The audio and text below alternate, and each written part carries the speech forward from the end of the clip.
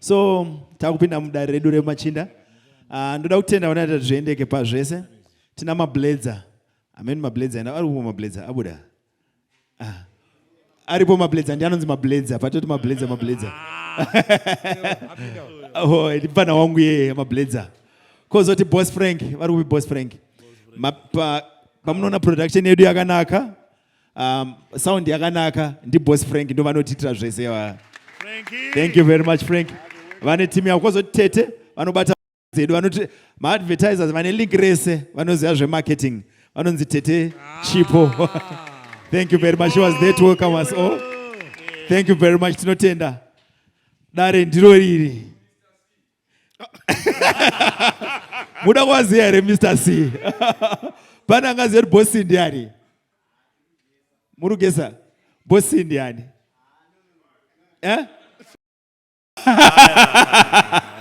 Bossi. Aiwa. Mapere bana Bossi. Mapere babo. Ipupara iti babo.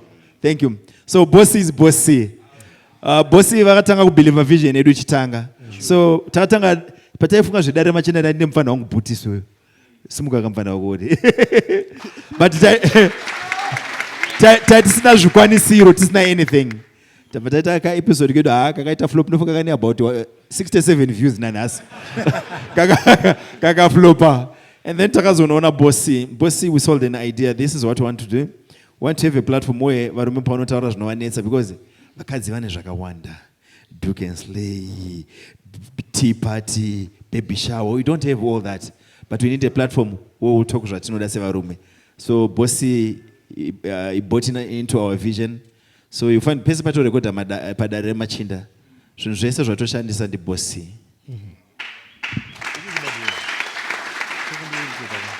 So we are very much grateful. Nenzvimbo yavanotip everything, it's just him kuti rinzi dare machinda. Tisvike pana panasi ndivo vati tatisvike pana panasi futi. Thank you very much Bossi. Murambe makadaro neroronyo. Dare redu ndo riripo pana pamberi ndo mapanelist atinawo. So chiri kuita njoti kamera asikuenda kumunhu ari kubvunza mubvunzo. Ndichakumbira mapanelist patinopindura tingoita in and out tikwanise kuakomodeta mubvunzo yedu yakawanda. Thank you very much. Totangira kupi mubvunzo yedu. Pane ndichangotanga wangu tichifunga kuti toenda kupi. Vada titange nekubvunza kwavari ndi api? Vane mubvunzo yavo? Thank you. Oh, thank you. Thank you. Yes. Thank you. So ndoda kubvunza reason inorambirwa mukadzi. Prophet Fred mabata imwe chido. Chandinetsa. Ndandagara na philanthropist vaganyiwa. Ndo vane madegree unze vanofunga. So vataurawo zvavataura. Prophet Fred, I want you to hear this from vaganyiwa and then maybe we'll take it from there. You said yeah, culturally and biblically mukadzi anorambirwa chipfambi. Because kuti ugare naye unogara nemunzwa uri mumuviri mako for a long period. But for today, I'm not going to expatiate how is that done. Tabuka mechi tiripo Prophet Fred tiri kugadzira dare redu. Tabuka mechi. Totanga nemi vasibiya mukadzi anorambirwa chi? Ufambi. Ufambi. Chifambi. Prophet Fred vari kuzvinzwawo.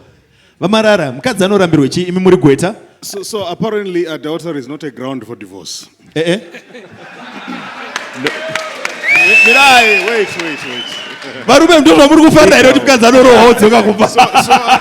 Wait. Legal. So legally, ukabana mukadzi wako achito kamburwa ndizvo. Yeah, that's not a ground. That's simply a consideration. There's only one ground for divorce, which is irretrievable breakdown of marriage. So the question is, what goes into the irretrievable breakdown of the marriage?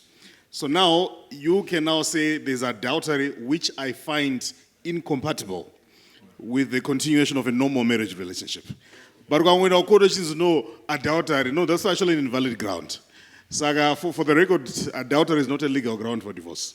It's simply a consideration. Thank you. Vamparinga. Marizena atukwanisa kudivhosera mukadzi wedu. Watombomubata zvako. Awabatike kana. Shandisa mukana.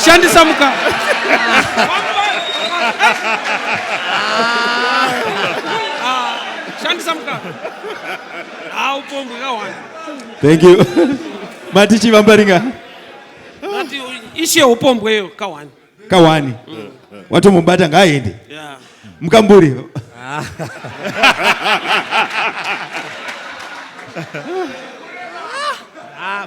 I think Shumba kana iwa kamburirwa. Siya muna endi. Yeah, because I think also adultery, you know what I trust. So zvakaoma kuti murume akamburirwe nemwe murume. Handiti saka bozi nongone mubvunzo yakawanda. Saka wainzwa sei. Anorowa pakadi. Tabari nyaya ukamburirwa yakaimba.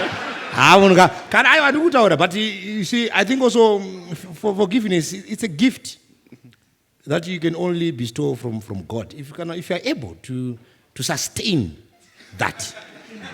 But in Marara, tashka up. And room is there.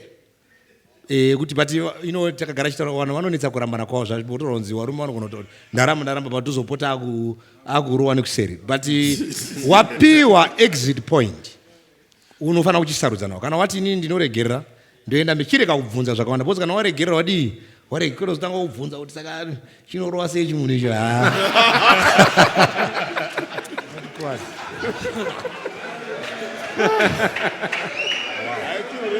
Thank you.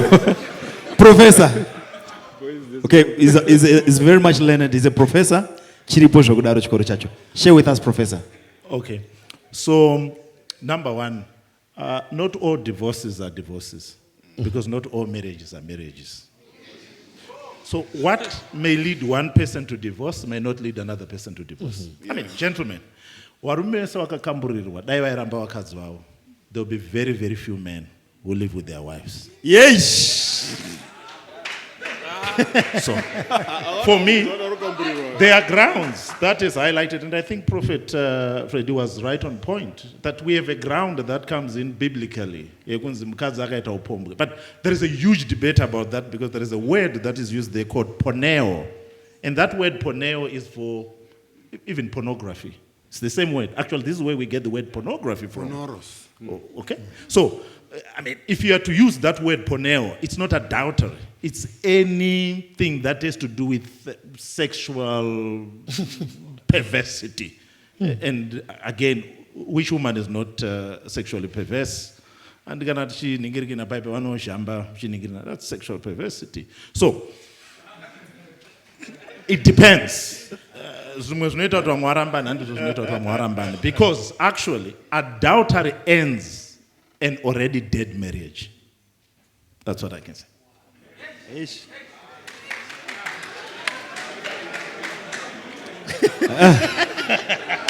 Tinotenda. Idare. Thank you. Tinotenda. On the cultural aspect of it, Marara. Unoti kudii mfunzo wako. Mfunzo wangu unoti mukadzi unorambirwei. Une mvumo ere kuramba mukadzi inoti wamubata achita bonde nemwe munhu. Kana kuti murume abatwa achita bonde nemukadzi wake. Unomuramba kuti ndo wako. Mukadzi wako. Nechikaranga kana murume aona kuti wakura unondobudza baba munini. Baba munini oudza mukoma wavo. Mukoma wavo oudza mukoma wavo vachikwidza mashoko saizvozvo. Shoko rizosvika kuna baba kumusoro uko kuti mwana wakura. Baba ndo vunganidza dare votsvaka ng'ombe dzavo vondorovora mukadzi vachirovedzera mwana wavo. Iwe unopuwa mukadzi asi asiri wako, unorovoregwa nababa. Mukadzi haarambwi, mukadzi ndo musha.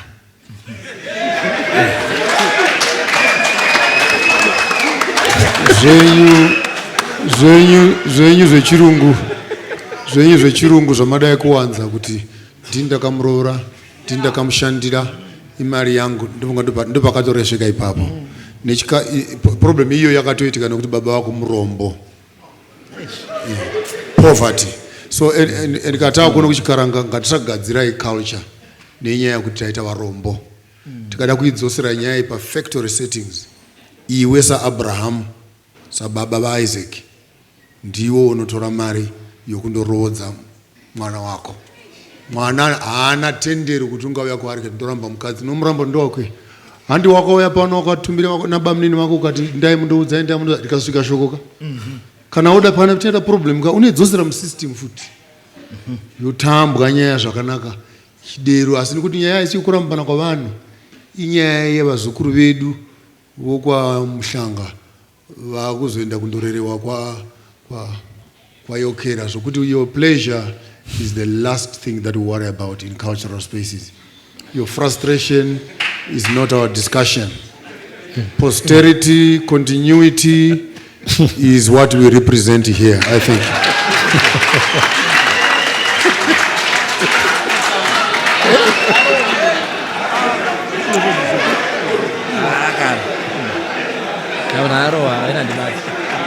Thank you.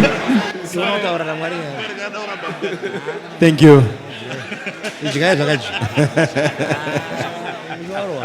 This is what I love about Aremachinda. Tine vanhu tine muono yakasiyana, tinorespekta muono yese regardless tinobva kupi, tine muonera api. But Shumba. Yebo. Hanzi arohwa. Oti tinodzosera kuma systems acho. Mukadzi arorerwa musha ndiwo musha. Musha warohwa kwa. Musha watakwa kwa. Musha warohwa. Tarerutswa semusha. Tarerutswa semusha wese. Navazukuru vaingorova kare wani. Musha haina kuputsika. Kana iwe usingagoni kubereka vana, kana ari mukadzi nedambudziko, kana ari murume nedambudziko, paihwa chikaranga, murume waitarigwa kuti unogona kuita here, kana akaonekwa kuti haagoni, wotumwa chitora tina ng'ombe namakwai uende nawo hwedza. Mukadzi unenge atozikamwa kuti wakusvika panguva dzacho, vana vatetena nambuya vogadzira, wotora kuti mukoma wako kana munun'una kana chimuzukuru chokubetsera kuti pave nomusha. Saka nyaya yekurovegwa madzimai handifungi kuti inyaya yatingatanga kutaura naye sanhasi, sokuti it's a phenomenon. Mirai tidzokorore futi nyangwe tiri ipapo, imi vacho munonyanya kuita ruzha, ndiwo wakamutanga. Bhazi raingokwigwa navanhu mahara, iwe ndiwo wangozobhedha wozotsamwa nhasi kuti warovegwa zvakarohwa zvakaendwa izvi. So according to Joshua Maponga, ari kuti kana wakarora mukadzi wakwasiri virgin nyarara. That's what he's saying. So Shumba, problem ndeyekuti tine vakadzi vatisisade. So we are looking for opportunities to get rid of them. Vanasekuru vedu, again when you go back to Chikaranga, vaitoti kana vachibva kubhawa vadhakwa, vaimba kupa signal kuna mai kuti just in case you are doing something, clear your ground so that I don't find out. But isusu toda kutoita find out to get rid of what we already don't want. And that is the problem. But Professor pamurutobvuma chakabvira kudhara chichirohwa. Muri kubvuma here? Chaitorohwa kudhara. Chairohwazve. Eish. Chakabvira kudhara chirohwa because iwo wakagara kubvira uchirohwawo. Saka chausingade kuroverwa but iwo uri kurohwa. Kana tatotsamwa totaurira pasi pasi. Musaita ruzha varume. Mose muri pano, hakuna nyango munhu umwe uri pano uno mwana. Vana ndo madzimai. Kana akati ndibetsere kuchengeta mwana wototi danke. Nokuti hauzivi ndo chikaranga ichocho. Chikaranga chinoti mwana womwana womusikana wakakosha kudarika mwana wegomana. Nokuti mwana womusikana poto tinoziva kuti ndeyedu poto iyi. Asi iwe wakandoroora uya nomukadzi wako woti vana vangu ava.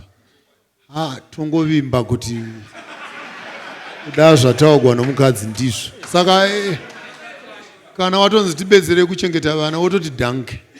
Saka nyaya yekuroverwa vadzimai nyange muri pano vangu vana vamakachengeta havazvei. Saka taurirai pasi pasi. Ko takurumidza tasvika ikoko riniko? Madarire iko. Thank you. Tinotenda. So let's prepare our questions. We're going to take about 6 questions. Muzuwara na asida redu ndio ripo vanapa. Tuone maoko mvunzo tutangane kupi. DJ Mbali endesai mu microphone up. Thank you. Okay. Yes. The question? Sorry, it's not a question. Ndachikukumbira time shomana ndingotsindira mchana pane zvachitaurwa.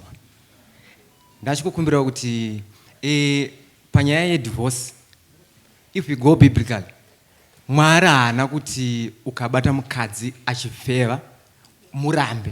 No. Mukaverenga nyaya yacho zvakanaka. Muchaona kuti vaFarisi pavaibvunza Jesu nenyaya yedivorce, timu iri ranga rakatodhinwa kugara nevanhu vechikadzi. Muri kuona? Saka vakatouya vachitobvunza because ivo vanga vakapiwa system naMozisi yekuramba vakadzi vachiva pamadivorce certificates chichi chandiri. Saka pavaibvunza Jesu akazoti no. The only consideration patingagonde kungoti unogona kusiya mukadzi maybe kana aita adultery. Handiti? But paadultery yacho, adultery haisingori panyaya penetration. It's just about submitting to another man. Because when it's spiritual, it means you are submitting to another God, which is not the true God. So kana mukadzi aita adultery, it means unogona ngombata nema messages mphone kana chi asina kuitwa penetration. And it's adultery. And saka it's not kuti it's a must ukambata. Madzimai also kuchechi tiwarambaka nokuti it's not a must kuti submit kuvafundisi more than to their husbands. No, submission andiri kutaura ndeyerudo yekuti you are giving attention to another man kumuconsider as your husband or lord. Thank even you. personal penetration. Thank you. So adultery is not the ground for divorce. Yevi, Prophet Freddy, you are gaining ground. Apa ndoda Marufu na Mparinga. Can you answer him? Maybe pa issue to be honest guys, kana uchikwanisa iwe on a personal level kugara nemukadzi anohura. Ya okay? Vamwati gone. Hey, reality life. Choice guys. Ndizozo. Ndikwanisa. Imi tokuroverai muramba muinawo. Bo tichakuroverai ka. Kana muchikwanisa tichakuroverai muramba muinawo. Andiriona kuti azviti. Aiwa, kuna zvakadaro. And Paringa. Vanogara nemahure kagara. Kana usingakwanisa haisi mhosva. Yes. Hanzi naMwari it's okay. Ende wako mukadzi akaziva kuti unokwanisa. Amai.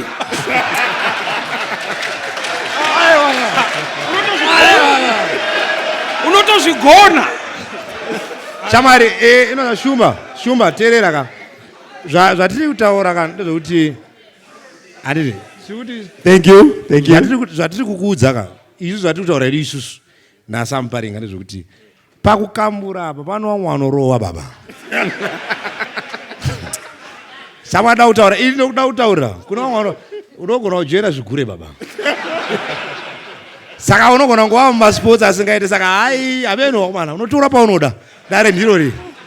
But kana wakabata munhu achirohwa unoita sarudzo tatisu kana uchigona kuregerera. Izvo zvandoadvise regerera.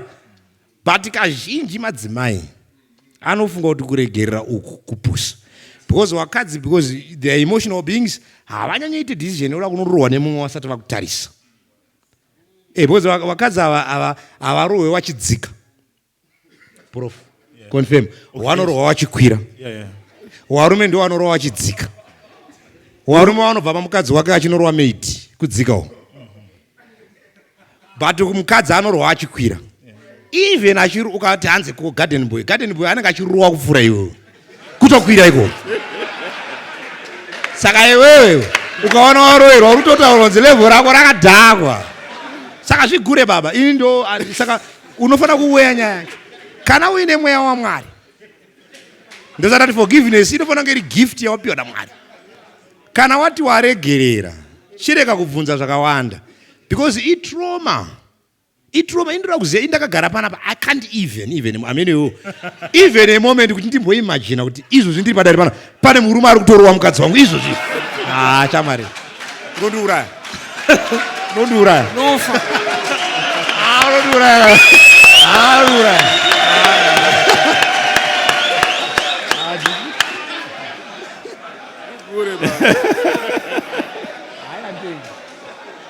Thank you very much. Tinotenda. So we start with our questions. Thank you. So we'll be brief. We start with our questions. Takupinda mvunzo mbili. Tongotola mvunzo 6, but tokumula tingoti gigi in and out mbali. Our first question here. Thank you. Ininda komborerwa na Maponga na professor. But chikumbiro kuti mafundisi vari munomu. Critical thinking iri kuitwa matichira vari kuita. Chibopoteyo mchiteerera wakomana. Because zvamuri kunoti teacher kuchechu. Kuti teacher zvinhu zviri shallow. For the past 5 years I've been listening to Maponga. Kuchechi ndatoda dambudziko because zvandiri kunzwa nezvamuri kundiitisa. There was a time yandaiti ndikabvunza ndikasumudza ndoona kuti mufundisi ari kudedera kusvikira vazombonditsura kuti achimbonyarara chiweshi.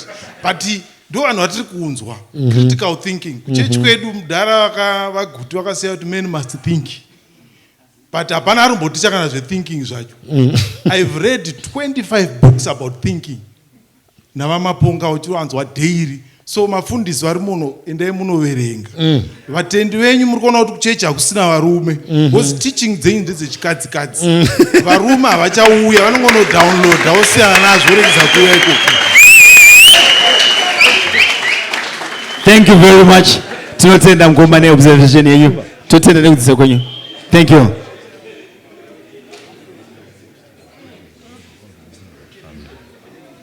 Thank you.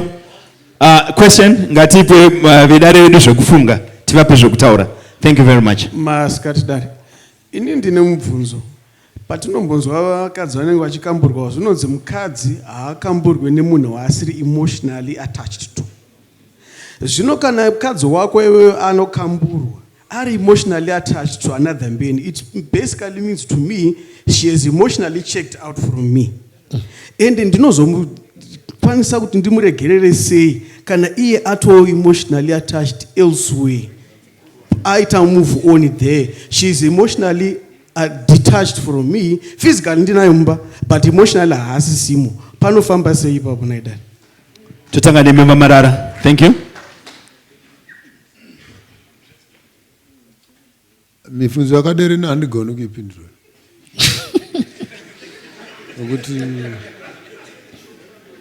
Yeah, it's difficult because unochata munhu chirungu chine chirungurira motaura nyaya ma emotional attachment, commercial, economic attachment, zvinhu zviri very contemporary, I must say, where you are trying to define the relationships and manage them using modern language.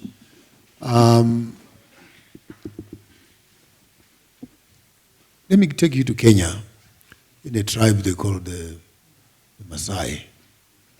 You marry a wife, when you come home and you find another spear in front of your house, you don't enter. You don't enter. You go somewhere else.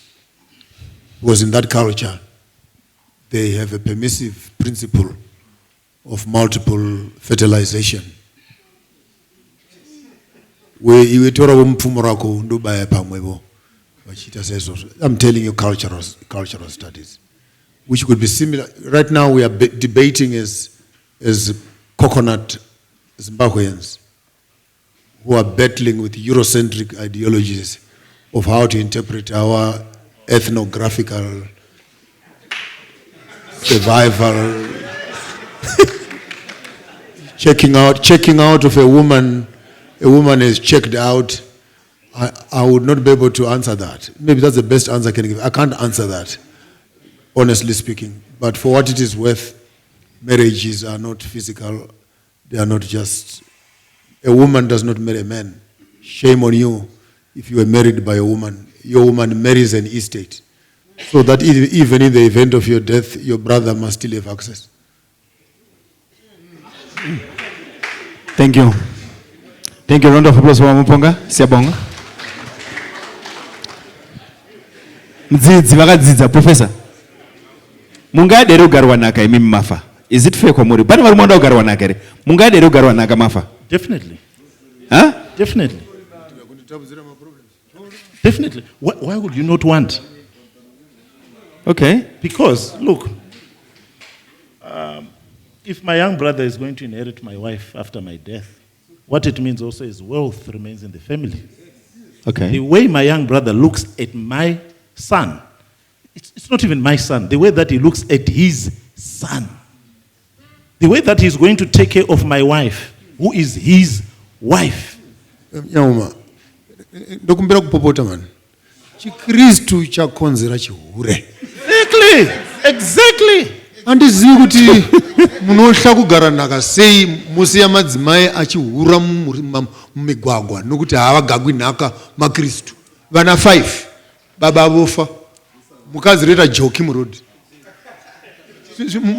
Imi naMwari muri kudenga muchitora mupiro muchiti Jehovha ngavabongwe. So Prophet Fred, thank you, Prof. So Shumba, monogamy as we understand it today, is a modern construction. You don't find it in culture. You don't find it in the Bible. Hakuna mkazi akararama m'Bible aifunga kuti achararama aine murume 1. Because I thought panofa murume ndinogarwa naka nababa munini. Kana ndikatadza kuita mwana nemurume wangu, baba munini mashaya toita mwana. Kana baba munini vakaramba, God will deal with baba munini. Yeah, ndianuya. Ona urasirambe upasi. So when you go biblically, iyo inogwadza. Nokuti kasvika ipapo tosara tavaviri muno muchechi. Munomu.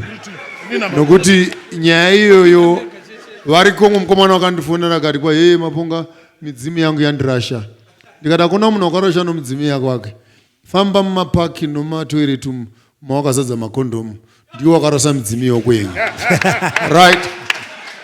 Kana tasvika ipapo nyaya yecontraception tinofana kuita head on collusion. Titi imi munodya namaplastiki imi denga rinofara nazvo here nokuti wakaitira weti pasi uyu wakavurawa Mwari. Saka iwe kana uchisira muplastiki unokomboregwa here. Thank you. Nekuda kwenguva dzedu. Thank you. Thank you. Tinotenda dare. Ndomunga tasarwa na about 30 minutes. Unonorowa nevakadzi mimirai. Thank you very much. Tinotenda. Ndimbo yakuna Gweta. Pane nyaya inonetsa. All right. Nyaya dzekurambidzwa vanhurume kuona vana vavo. Nevakadzi vavakaita. Nyaya dzekuti unopuwa timetable uri munhurume kuona mwana wako.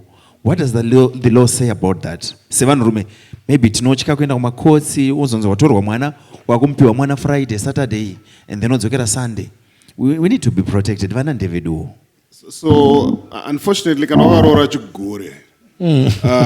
What to understand that the laws dzezvigure. Was kana uchidilana Taliban, yasiyana neformal army. The laws of engagement are actually very different. By the point of law, even if you're not married, legally, you've got a right to access your child. That's the law. But most importantly, men can only mwana, whether Mumba, whether elsewhere, you have a responsibility to look after your child. Because one of the things that actually a problem is maintenance court. One of the busiest courts in Zimbabwe. Number 1, small claims court, should below 5,000. Then number 2, the maintenance court, the domestic violence court. Those are some of the busiest courts in Zimbabwe as we speak right now. So number 1, whatever you've got a legal obligation to maintain. Then number 2, you also have a legal right to actually access your child. Reasonable. I actually think we might have to take the legal route, which is something that I don't usually recommend, even though I'm in the legal space. Because unfortunately, my court processes, my news does not report on H Metro, from court. So the moment you step into a courtroom, everything is now public. Upon a right to privacy. So which is why I think we need to engage in a smarter way, but most importantly, to also seek help in the event they are actually experiencing a similar problem like that. Thank you very much, Gweta. So, Sibiya, you said something to us. Mamchitudza kuti rudo arove, love doesn't. Ndabata mkadzi wangu achihura. Ndiri muno. Ndine nguva yokubata phone here, Sibiya. How practical is that? Ndofundira PSH. Ndiri murume, ndine hasha. I know vakadzi ndo vanonzi they are emotional beings. But what does that mean to me? Ndaurirwa. All right. So obviously, the natural response is you want to attack. And at that moment, you are not very, in terms of kufunga cheko, because my emotions do I take over. Those space, itika mosha. And unfortunately, wapedza kuita mhosva hasha dzinobva dzatongokutiza ipapo. Mafacts akuchuya kuti mapurisa ari kuuya, wakunotongwa, wakunovharirwa, munhu afa. So inini I think kuti ukasvika patime yakadaro, zviaccepte nekukurumidza because hapana chinochinja. Kana munhu akamburwa atokamburwa, hapasina chachinja. Chaapo uyu asviba, inini ndofanira kuramba ndakachena. Saka iye zvaatoita atozvisvibisa. But inini I have to walk away from here right now because inini ndichazosviba kudarika iye. Because kana nyaya dzakuzotariswa akakamburwa neakauraya, muchaona kuti anenge azosviba ipapo ndiani. Thank you. Tinotenda. So takuda kuti tichinovhara ndofunga nguva dzatirova muzora nasi. So I'll read some of the questions that dzamunotumira kudare machinda. This one is directed kuna Marufu naMuparinga. It reads, Dare machinda makadi, ini ndiri mufundisi, asi dambudziko rangu, amai havadi kuverenga Bhaibheri. Ndinozama kuverenga navo, but vanozopedzera vakukotsera. 2. Ndakavati handidi kudya ndega chikafu, tinofarira kudya tese, ivo havadi. Pa4 years dzatiri tese, takageza tese less than 5 times. Zvakakosha kugeza tese. Dambudziko hombe ravepo nderekuti chechi yese yave kuona zvinhu izvi. Last week vamwe madzimai vakaramba kuuya kumusangano vachiti hatidzidziswe nemunhu anotadza imba yake.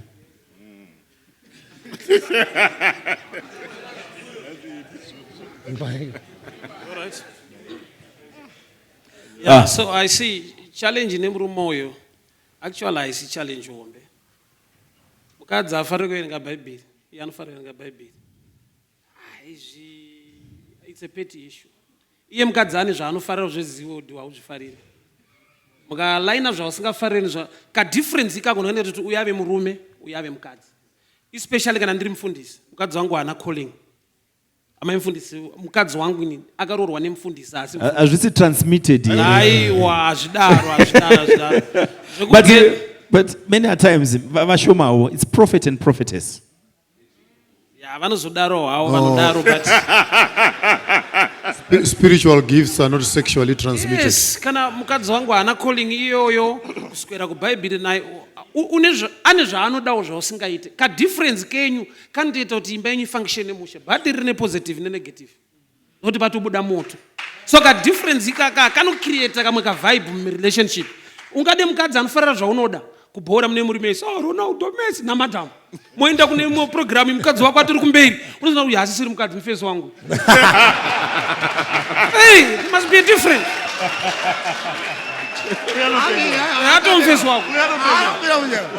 Thank you, Marufu, evangelist. I don't know, Shumba. I think maybe kuti aripoti kuti mukadzi wake ari kuramba kuverenga Bhaibheri. Iye anoda, I think paita dambudziko. Then kuti iye aripoti kuti mukadzi haadi kugeza naye. Uzonzi zvaari kuripota. Ameno varume. But I think kuita mufundisi hakusi kupusa ka. We expect kuti mufundisi anga ari akatochenjera. Handiti anofanira kunge achitoapply zvimwe zvinhu. Hanzi mukadzi wangu haadi kugeza neni. Handiti. Ameno. Warume ameno uchazobatsirwa nevamwe varume. Nyaya dzekugeza ungachemera nyaya dzekugeza nemukadzi. Hai ndiri kutaura. Pane dzimwe nyaya saka zvatinogona kungoona pastor hawasi kuratidza kuti wakamachuwa pazvinhu zvavo. Because pastor dai waida munhu anoverenga Bhaibheri wakangoroora munhu anoverenga. Thank you. And so kana ukanga waona kuti pane ma-differences between you and your spouse, because really katapinda marriage we work on each other. So you must also, improvise, find strategies. Kana wati asoda kuverenga mukuverengereka. And that's the other way. So I think tingodhira nemunhu asinoda ku let him mature ngaasati shoresa padare tiri kunyara baba. Thank you. Tiri kunyara. Thank you very much, Totenda. So this question, which happens to be the last question of today.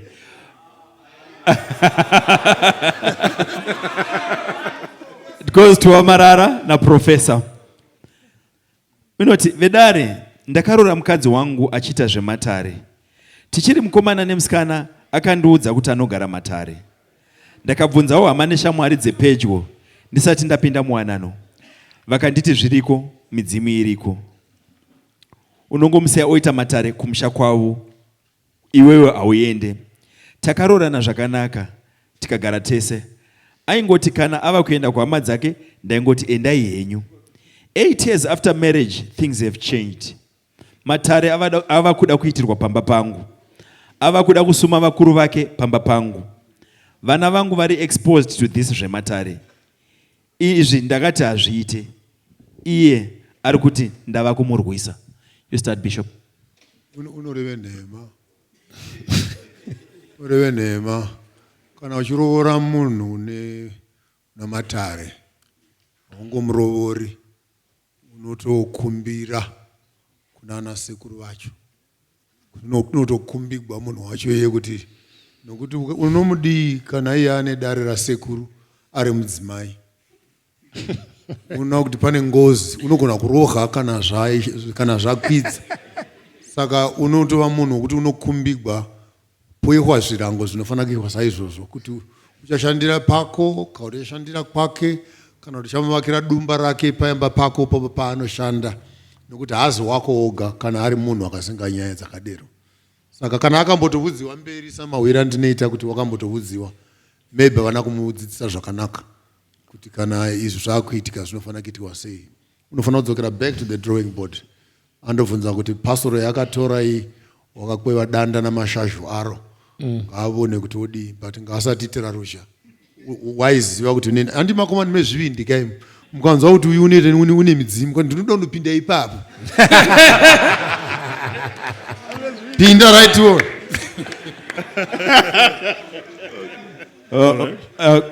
Professor. So number one, when two religions share the same pillow, the devil sleeps in between. You can't have two religions sharing the same pillow because there are points of conflict that introduces the devil on the marriage bed.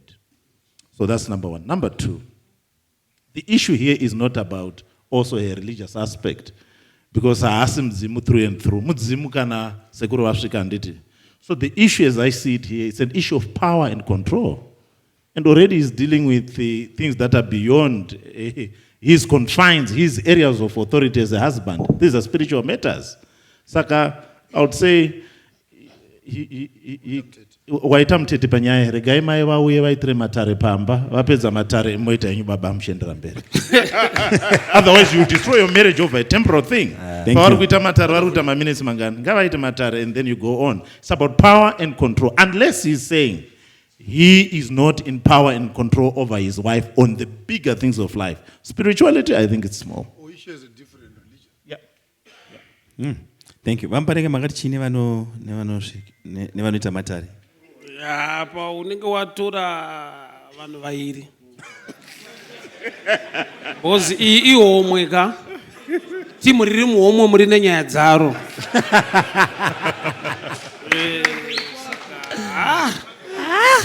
Muri kuti chi vampareka tipisai.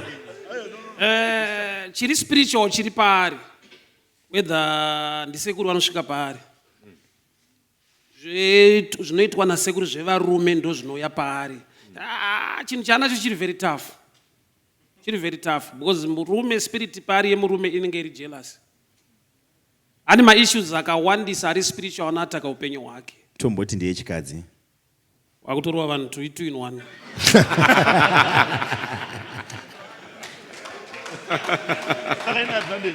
Ine advantage. Spiritual polygamy. Thank you very much. Tinotenda. The last question, sorry. taipiwa namukoma vari muaudience. Mukadzi kana achiramba kuti mwana wangu awane nguva yekuenda kunotamba nagogo vanova amai vangu nekuti hawirirane nevabereki vangu, pangaitwe sei? Nekuti mwana uyu ane dzinza rangu, ndibatsirei vedare.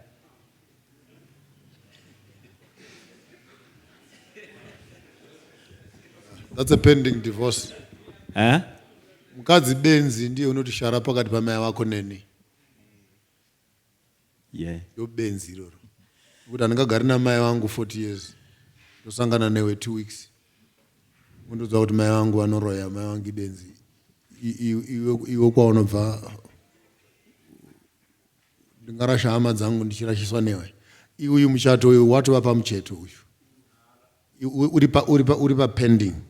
Ipapo pokuti mai vangu havatendi kuona vana vangu. It's just a matter of time. Pachaitika kachirufu, pachaitika problem, kachabudisa issues acho zvakanaka. Yakanaka iyi. Pending divorce. Inozvipedza yega. Iri pa pending pakanaka still. Professor? I'm shocked why they are negotiating about that. That's not a point of negotiation. Come on. Why would you negotiate with your wife about your kids going to see your mother? Hey, you don't negotiate that. You send mwana kuna mbuya wake. Anditi. Sotopira izvo. Iye anopopota achitera mwana ari kwambuya wake. Unongotora mukadzi nomwana wondosiya kuna mai vako. Kuna mai vako. That's it. That's not a problem. How is that a problem? Yes. Marufu. How is that a problem? Yeah, I think Prof ari kuita answer well. Ukatoona wakutotanga kutotaurwa izvo nemukadzi ratobhinya pamba. Because ari kutokutaura kuti mai wako iwe mai wako. Because takutrai kuona conversation yacho kuti utonzi mai wako iwe havaiti. Saka kana akunyora tsamba kudara rototi nyaya iyi itoendipindurirai because itori hondo. Saka unogona kuti ipa ari kunzi naprof ngaangotora aende. I think akatotaura nzoka kuti nharo nyaya inokuroesa futi nyoko.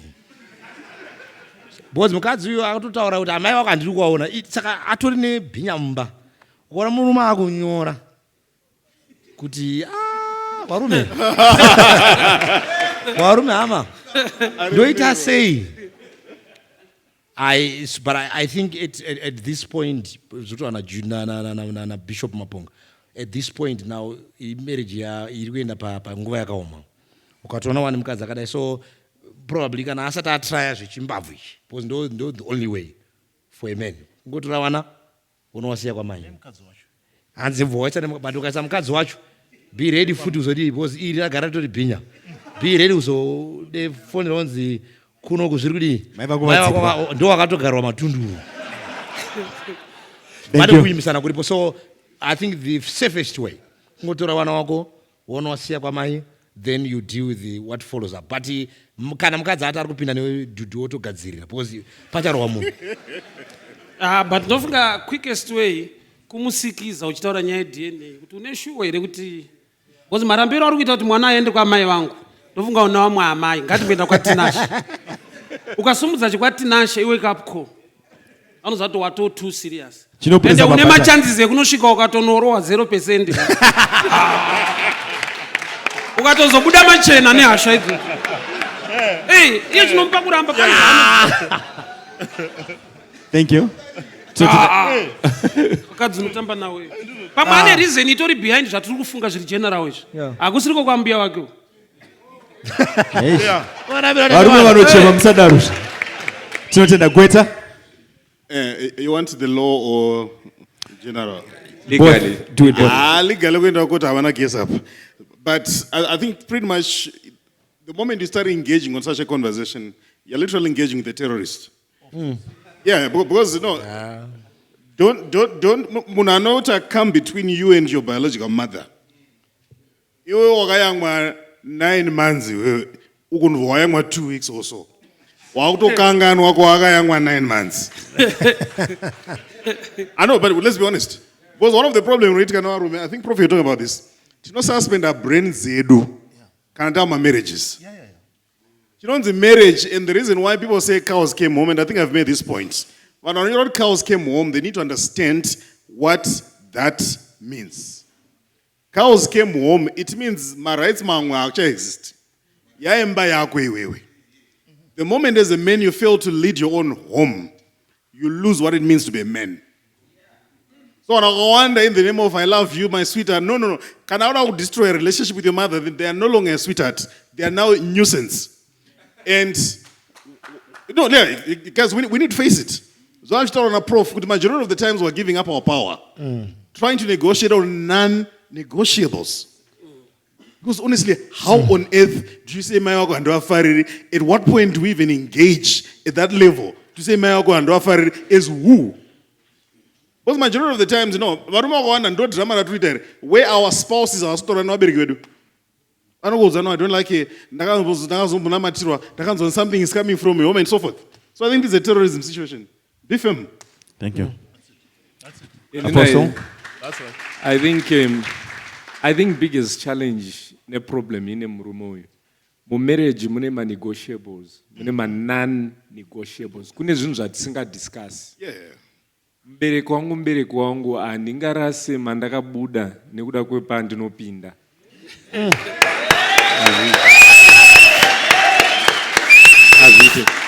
So I'm thinking murume uyu ndiye atori nechallenge anofana kuisa malines ake right kuti apa zvakamira zvakadai toziva kuti mubereki nyangwe zvikadii.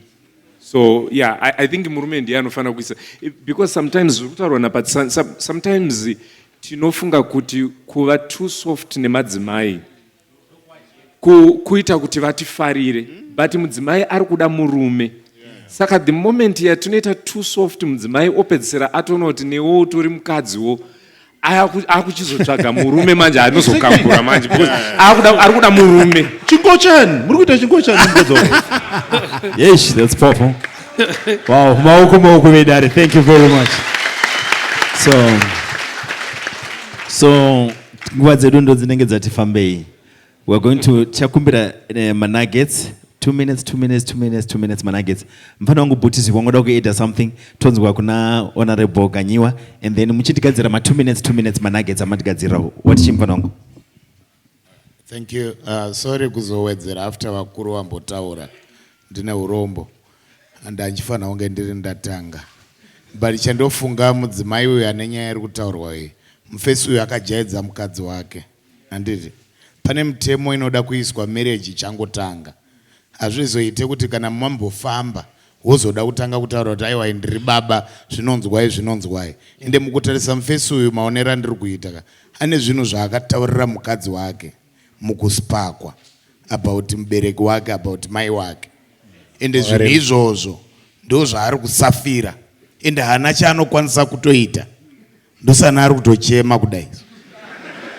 Thank you.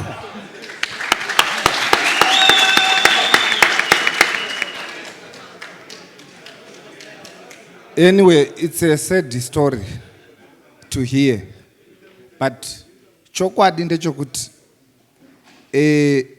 mukadzi anotanga kuzikamwa nemurume ndimai vake. So ukaorora munhu anoita makwikwi naamai vako munhu iyeye, it's unfortunate kuti ambotaura kuti mhosvo inogona kurambirwa munhu tatsokodzora panyaya yokuti munhu anenge aita chipfambi.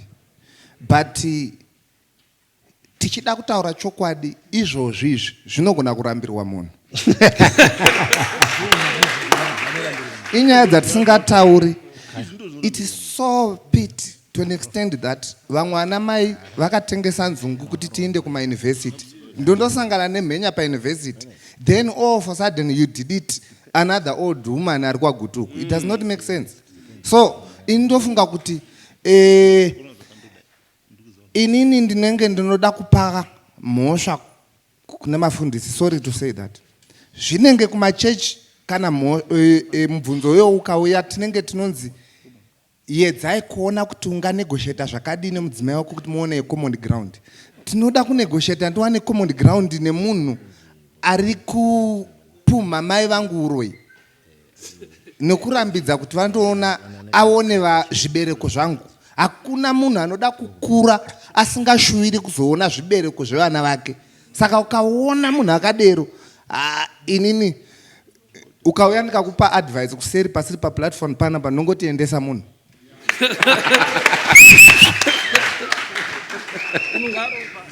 Thank you very much tinotenda. Toda kukutendai mese nekutitsikira kwamaita. Nokuona kuti people are already vakutotanga kubuda mchana nekuda kwenguva dzedu. But we plan to have another episode of this nekuda kwetsikiro rwenyu rwatisisa pano naso soon. Marara, the nuggets that you have prepared for us, 2 minutes is fine with us. Take a time to learn your genealogy, your totems. You owe your children a good historical platform after you're gone. So while you're still alive, please know your mother, know your father, know your grandmother, know your grandfathers. Leave that information with your children.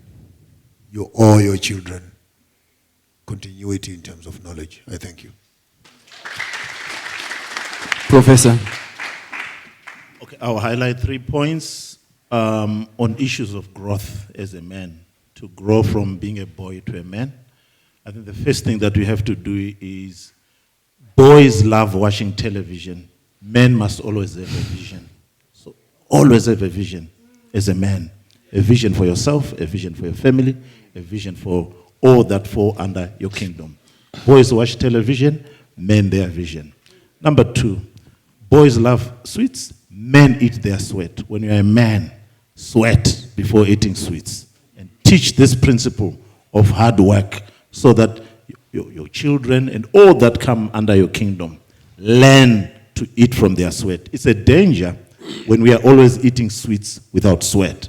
Last but not least, if you want to grow from being a boy to a man, is boys play, men plan. If you fail to plan, you have planned to fail. Thank you. Marufu? I think mine is sow love and reap love. Varume vanodzi neBhaibheri, idai vakadzi venyu. So it's important that love itange nesu as men. Because takuenda festive season, anopane kamweya kekufuririka kekuti tinogona kumbobuda ndichinorowa pasaidhi. Wakaropafadzwa kana uri murume uchasvika kudenga wakadya mukadzi wani. I know kuti Passion akazviramba akati ungafa warohwa hani bedzi. But you are blessed. So mudzimai wako becomes special. Honor her as she honors you. I also think it's important kuti kana une mubereki achiri mupenyu pa festive season pa Christmas kuira bhazi enda kumusha unoona mai nababa kuti mai ndauya baba ndauya gore rese ndandiri muHarare ndichidai ndauya nemupunga ndauya nenyama yehuku ngatifare. Enjoy this festive season. Usakangana kwaunobva guta rinofurira but enda unorangarira hama dzako wabereki wako farai as a family. Toro mhuri yako mboenda naye panze mbonokamburirana muri kunyanga pane shiri dzekudenga uchirowa shiri dzichirira uripa era chifara nemukadzi wako adzi neBhaibheri fara nemukadzi wako wakapiwa ujaya hwako mazamu ako akenga nangwe rarara dzapata yamwa iroro uri panyanga patrotbek fara nemukadzi wako wakapiwa ujaya hwako. I think ino mashoka ndira kusira. Yes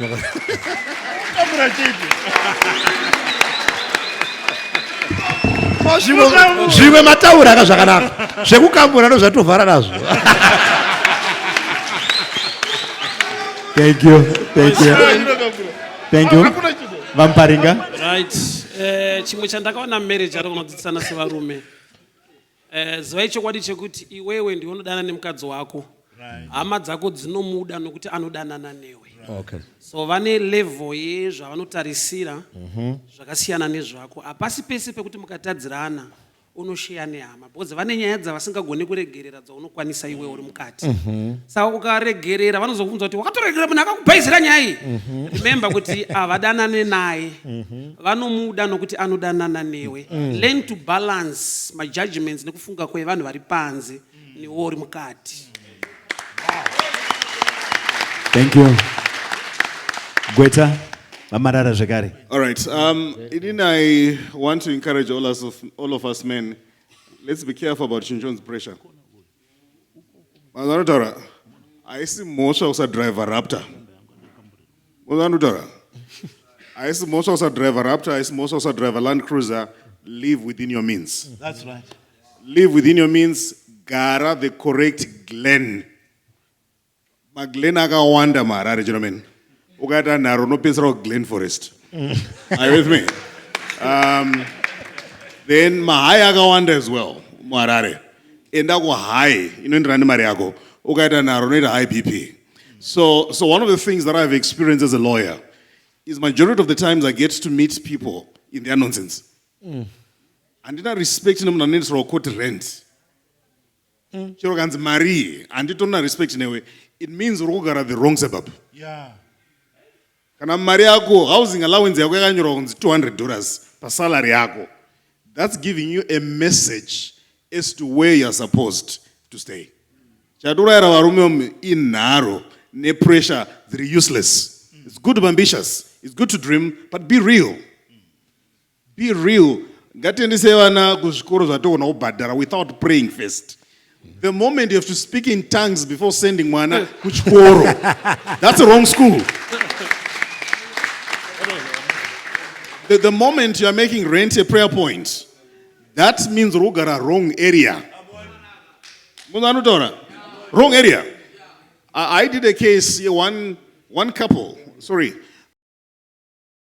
Nagashika Baba, a property attached, I thought it was a mortgage, only to realize, Phathisani, $16,000 rent.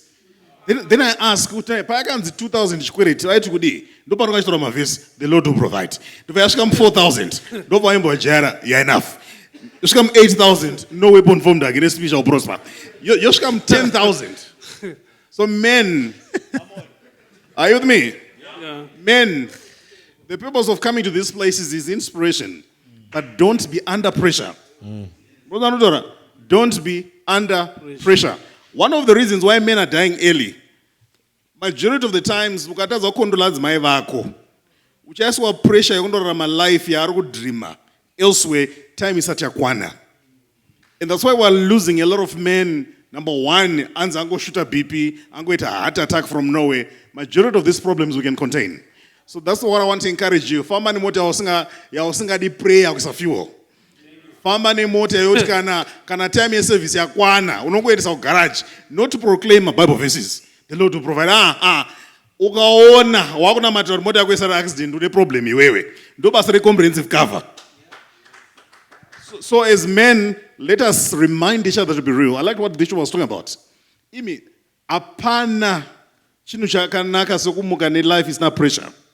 Where you know kuti chiroganzo warara 2 months, 3 months, you can actually continue in life which recover. Gentlemen, let me close with this. Something has happened.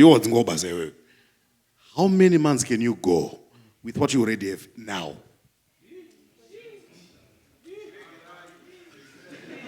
Muppets.